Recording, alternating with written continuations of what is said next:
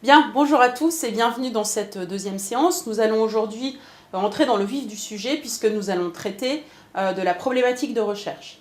Le travail que vous allez fournir sur cette problématique, je vous le rappelle, fera l'objet d'un premier livrable intermédiaire que vous devrez déposer sur la plateforme et qui sera évalué par votre tuteur. Je vais traiter cette séance en 3 temps. Je vais tout d'abord définir ce qu'est une problématique d'une façon générale. Je vous exposerai ensuite les caractéristiques qui font d'une problématique une bonne problématique, autrement dit une problématique pertinente. Et enfin, je vous dirai quelques mots sur le processus de définition, de construction de votre problématique. Alors pour commencer, quelques éléments de définition d'une problématique. La problématique est également appelée l'objet de recherche ou la question de recherche.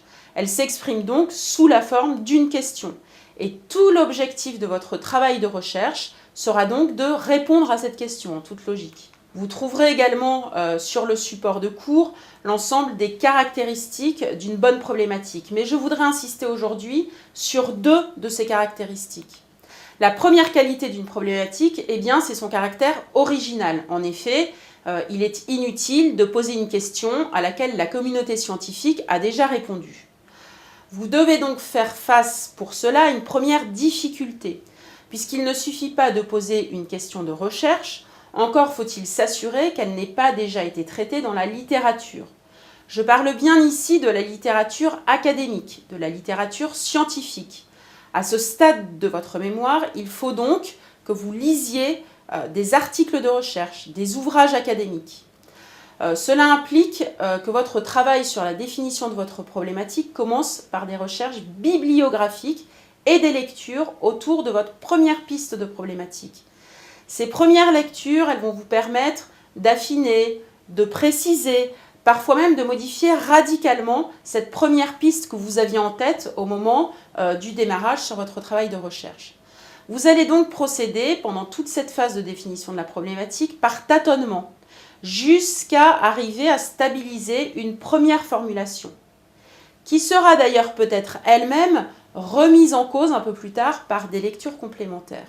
Bref, vous allez procéder par tâtonnement et c'est normal, donc je vous rassure sur ce point-là. Ce caractère original de la problématique au regard de la connaissance scientifique vous permettra ultérieurement de justifier l'intérêt théorique de votre problématique, c'est-à-dire que vous serez capable de dire, le fait de répondre à cette problématique va venir combler un gap, va venir combler un vide dans la littérature scientifique. La seconde caractéristique sur laquelle je voudrais insister aujourd'hui, c'est l'intérêt managérial de votre problématique. La question soulevée dans votre mémoire de recherche et de fait les réponses que vous y apporterez doivent permettre de proposer des solutions innovantes à des problématiques organisationnelles existantes. Vous devrez donc, pour cela, vous poser à minima 3 questions.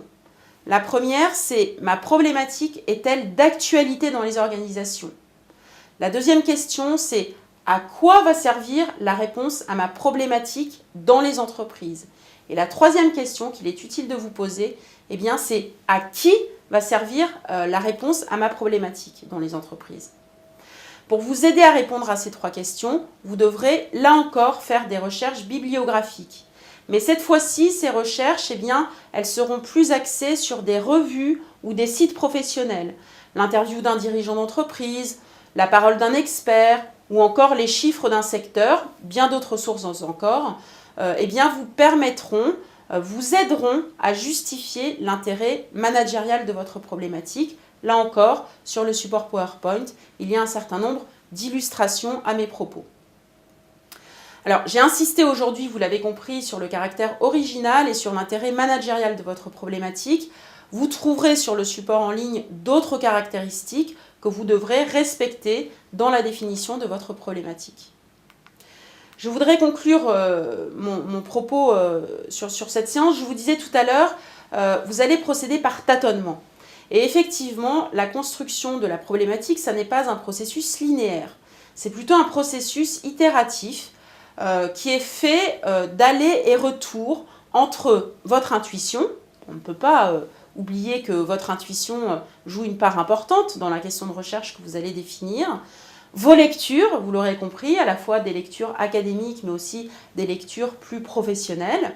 Vos premières pistes de formulation et puis probablement également les conseils qui vous seront prodigués par votre tuteur qui va vous accompagner dans la définition de cette problématique. La problématique se construit pas à pas, mais il est fondamental à un moment donné d'avoir un point de départ clairement formulé. C'est l'objectif du livrable 1. Cependant, il est probable qu'à la lumière des résultats de votre revue littérature, qui est la deuxième phase de votre mémoire de recherche, eh bien, vous soyez amené à nouveau à reformuler votre problématique de recherche.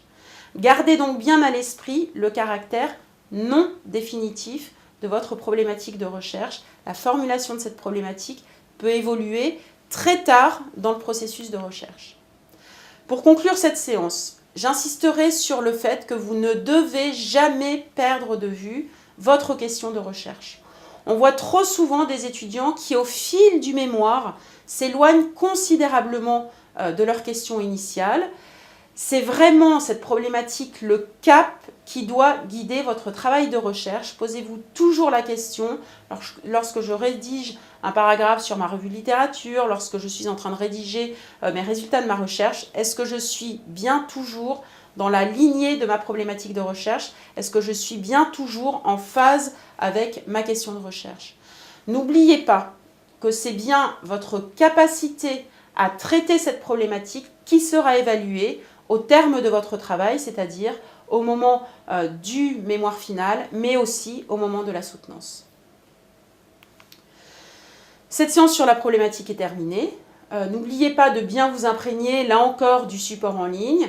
Je vous dis à très bientôt pour la séance qui portera cette fois-ci sur la revue de littérature. Bon courage à tous.